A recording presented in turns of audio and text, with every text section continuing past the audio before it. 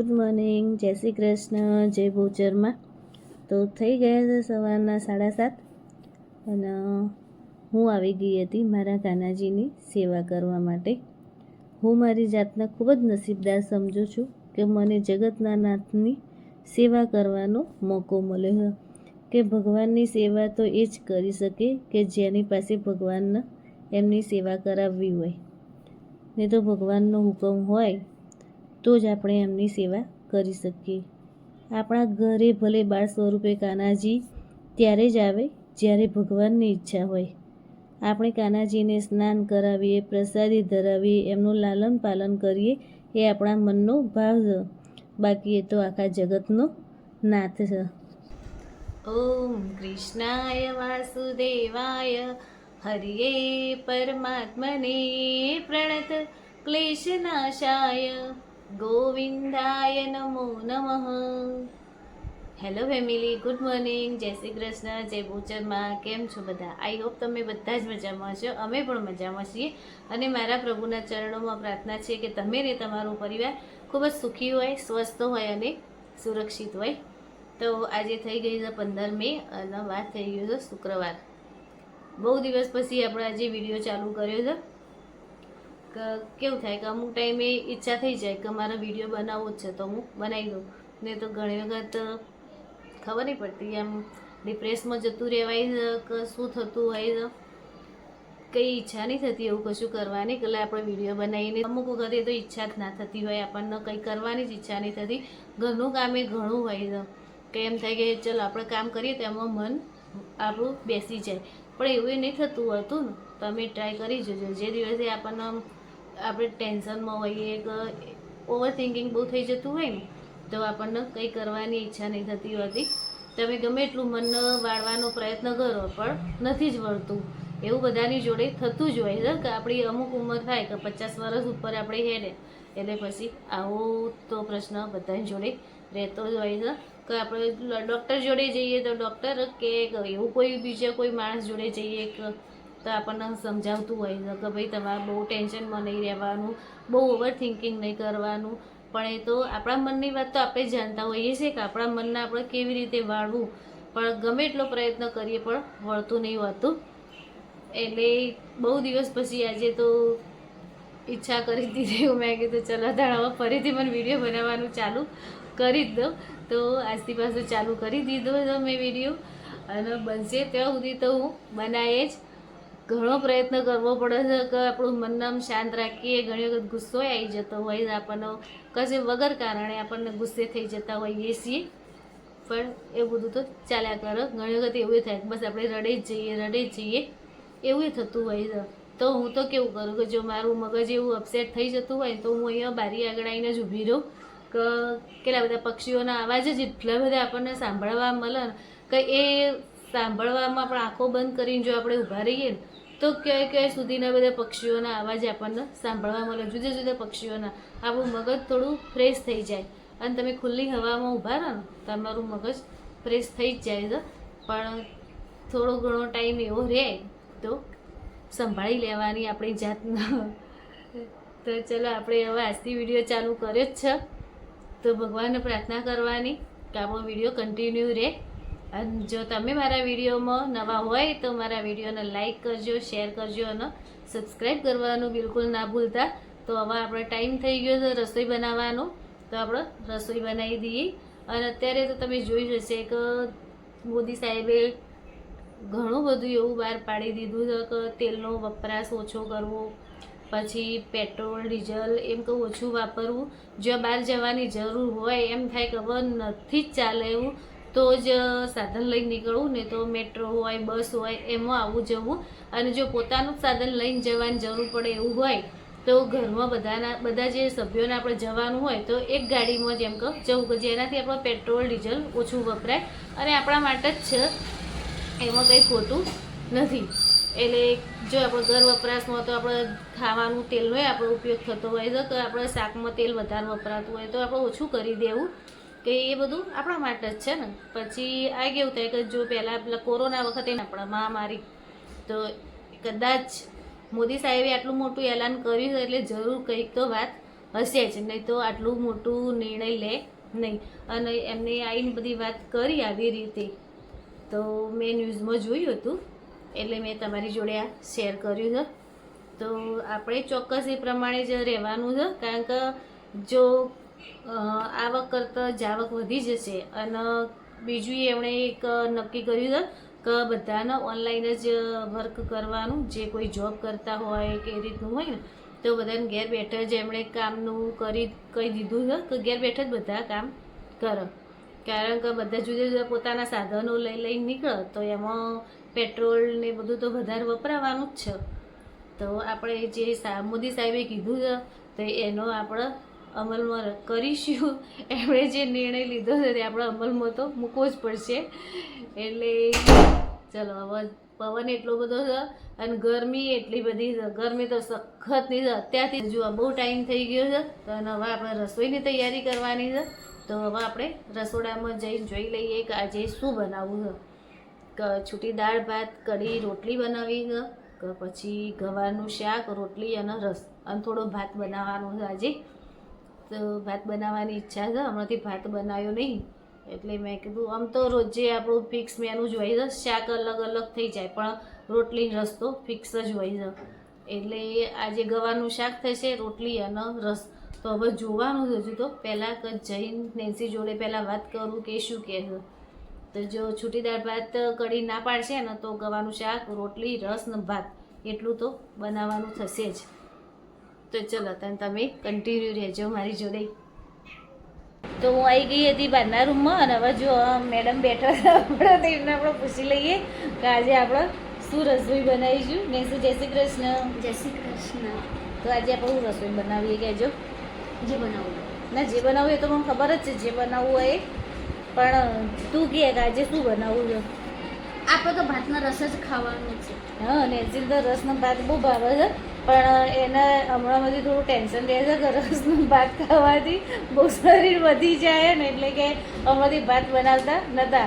પણ આજે તો ખાસો ટાઈમ થયો ને તો મેં કીધું ચલો હેર એવું તો થાય ને કે આપણે અઠવાડિયે 10 દિવસે એક વખતે તો ભાત ખવાય જ. તે ચલો આપણે આજે શું બનાવવું ને, તો ભાત તો મૂકવાનો જ છે ને, ભાત મૂકવું અને બીજું રોટલી શાક બનાવવું કે છૂટી દાળ ભાત કઢીને બનાવવું. એ પપ્પાને લે જોયું, વાયા વાત કરી દે. આ તો પપ્પાને ફોન કરીને પૂછવાનું કે શું બનાવવું છે એવું એ. તો સારું, ચલો તો હવે આપણે રસોઈ બનાવવાની તૈયારી કરી દઈએ, પછી બહુ મોડું થઈ જાય રસોઈ બનાવતા બનાવતા. તો ચલો મારી જોડે તમે રસોડામાં કન્ટિન્યુ રહેજો. હેલો ફેમિલી, જય શ્રી કૃષ્ણ, જય બહુચરમાં. અને થઈ ગયા છે બપોરના 1:15 અને આપણે જમવાનું થઈ ગયું છે. તો જો આપણે જમવામાં બનાવ્યું છે ગવાર બટાકાનું શાક મસ્ત બનાવ્યું છે અને રસ બનાવ્યો છે, રોટલી અને જો રસનો ભાત આવી રીતે મિક્સ કરીને આપણે ખાવાનું છે, જે નેન્સીને બહુ ભાવે એટલે એના માટે જે બનાવ્યું છે. તો આવી જાઓ બધા જમવા માટે, મસ્ત જમવાનું બનાવ્યું છે. તો મળીએ જમ્યા પછી. તો જમ્યા પછી કોઈ એવો ચાન્સ જ ના રહ્યો કે હું બ્લોગ બનાવું, એટલે સીધું આપણે બીજા દિવસે તમને મળીએ છીએ. તો જો સવારે સરસ ભગવાનની દીવાબત્તી કરી દીધી હતી અને બીજું બધું આજે કામ ફટાફટ પતાવવાનું હતું, કારણ કે આજે હતી શનિ જયંતિ અને શનિ જયંતિ હતી એટલે આજે આપણે શનિદેવના ત્યાં દર્શન કરવા જવાનું હતું, શનિદેવના મંદિરે. એટલે આપણે ઘરે ફટાફટ પહેલાં રસોઈ બનાવી અને બપોર પછી આપણે જવાનું હતું.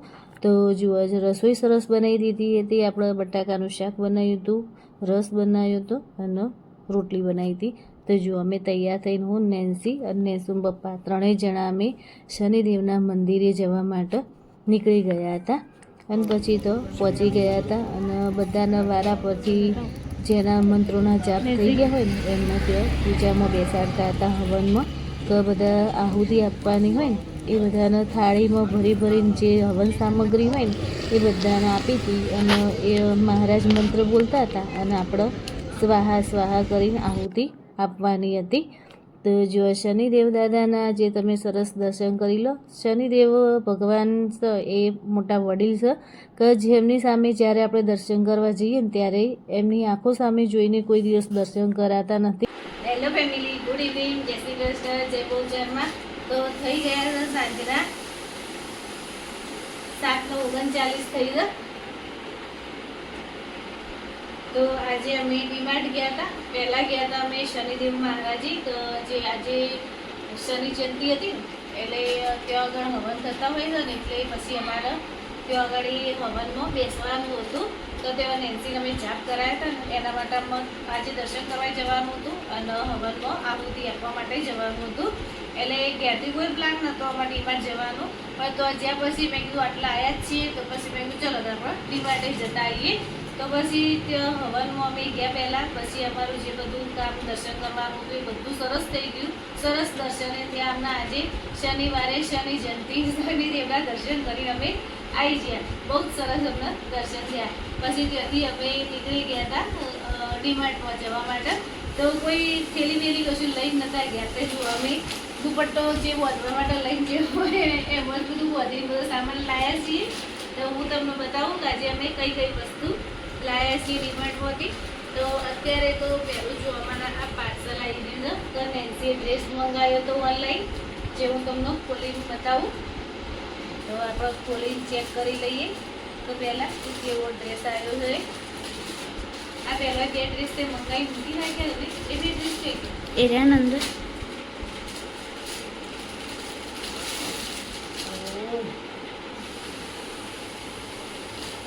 તો જો બીટ કલરનું છે, મસ્ત શાઇનિંગ વાળું કપડું છે અને અંદર સિક્વન્સનું વર્ક કરેલું છે.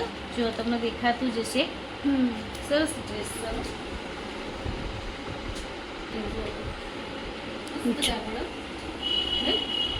કેટલું મસ્ત ડ્રેસ છે, બહુ જ મસ્ત ડ્રેસ છે.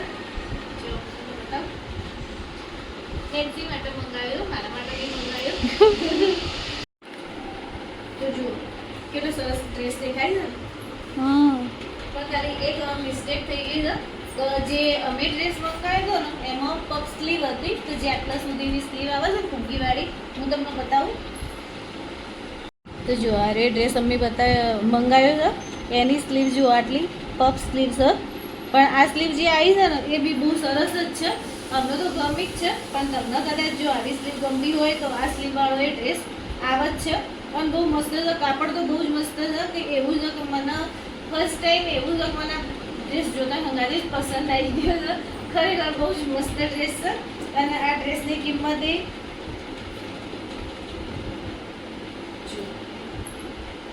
250 ની અંદરનો જ છે ડ્રેસ. બહુ મોંઘો નહીં ડ્રેસ.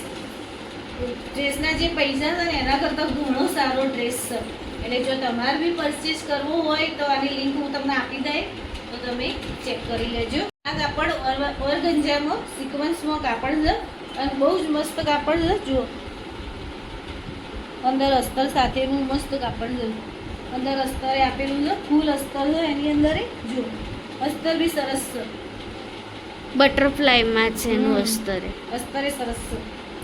અને બહુ જ મસ્ત ડ્રેસ આવ્યો છે. કેવું લાગે? મસ્ત.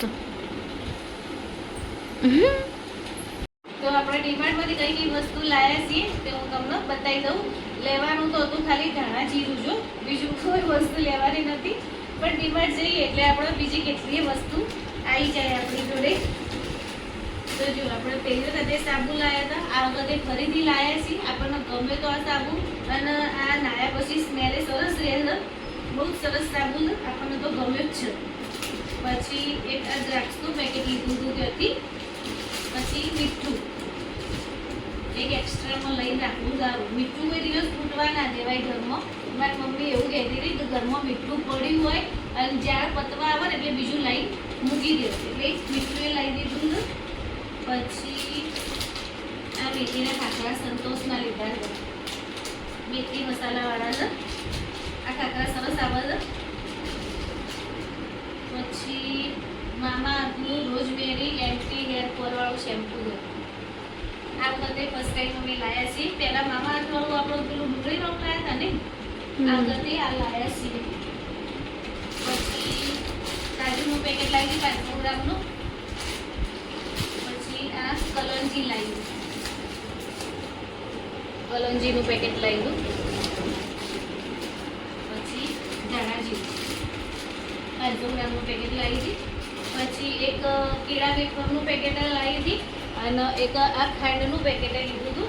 પણ ખાંડનું પેકેટ લીધા પછી જે આપણો ટ્રોલી હોય ને ટ્રોલીમાં મૂક્યું ને તો એમાં ફસાઈ ગયું, તે થોડું તૂટી ગયું.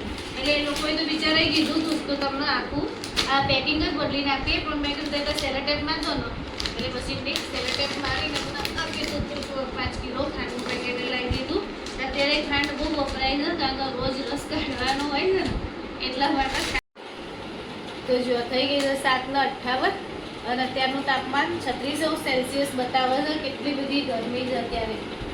બપોરે તો 42 થી 45 ની વચ્ચે જતું રહે છે તાપમાન. એટલે જો જરૂર ના હોય આપણે તો ઘરની બહાર નીકળવું નહીં. બપોરે એમાં જો 11 વાગ્યા પછીથી તે બપોર હજે 5 વાગ્યા સુધી તો ઘરની બહાર નીકળવું નહીં. એમ થાય કે ના જવું જ પડે એવું છે તો જ નીકળવું.